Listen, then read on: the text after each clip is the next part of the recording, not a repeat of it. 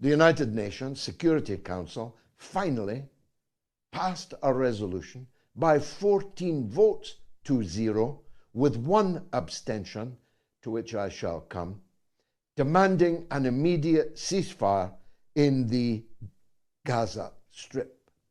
Not a total ceasefire, not a ceasefire that will last necessarily beyond the end of Ramadan, which is more than 2 weeks, but not much more than 2 weeks. So it passed a resolution demanding a ceasefire. It's mandatory, by the way, despite what some have tried ludicrously to claim. When the Security Council passes a resolution, it is mandatory on the subject of that resolution to comply with the decision of the United Nations Security Council.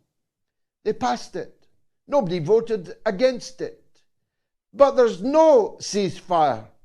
Israel has stepped up the massacre. They are killing more people than they were killing before the resolution was passed. They're massacring people in tents in Rafah right now. They're massacring people in the Al-Shifa hospital, in a hospital right now. They're massacring people who come out to get food aid, which, amongst others, has been dropped from the sky by the aforementioned David Cameron and the British government. The British government wants credit for dropping food to starving Palestinians in Gaza, but is selling weapons to the people who then massacred the people who came out to collect the food that was landing, hopefully not upon them, because several people were killed with these crates falling on top of them. Several Palestinians were drowned trying to get to the crates, dropped into the sea. When there's thousands of aid trucks outside the gate of Rafah that could be opened, and the trucks could come in and without let or hindrance distribute the aid all through the Gaza Strip. So here's my point.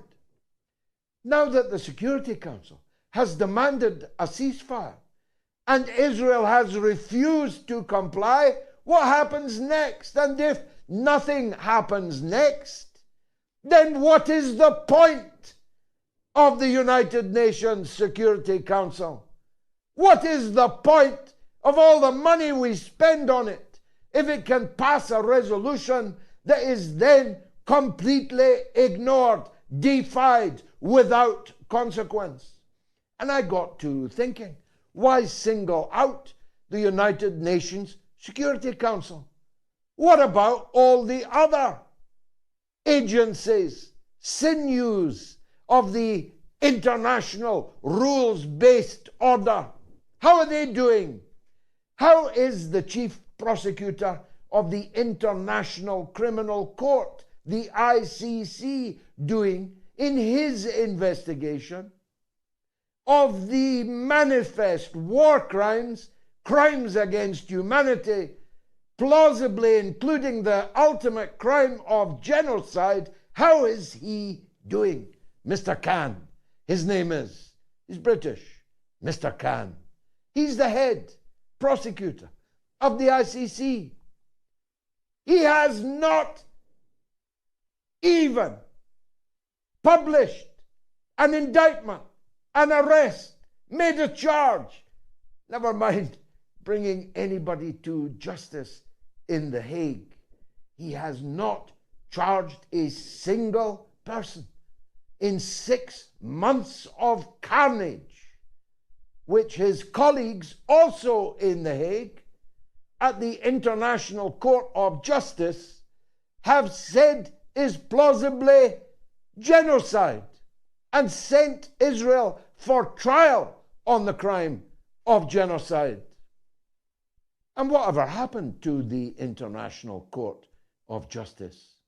I may have been dreaming, but I am sure that by a huge landslide majority, the ICJ sent Israel for trial, required a report from Israel within 30 days as to how they were complying with this ruling, and ordered Israel to stop killing Palestinian civilians in Gaza. Did Israel stop? No, they redoubled the killing in Gaza. Did the ICJ do anything about it? No, nothing at all. Which all vindicates what I said at the time when the ICC was founded, that these agencies, these apparatus pieces of the so-called rules-based order are just lipstick on a pig. The pig is the war pig of NATO and Western imperial power, war after war, war throughout the world, but you've got the lipstick that you can put on to pretend that it's all so civilized. But when push comes to shove, the lipstick is washed off, wiped off, smeared off, and the killing goes on and on and on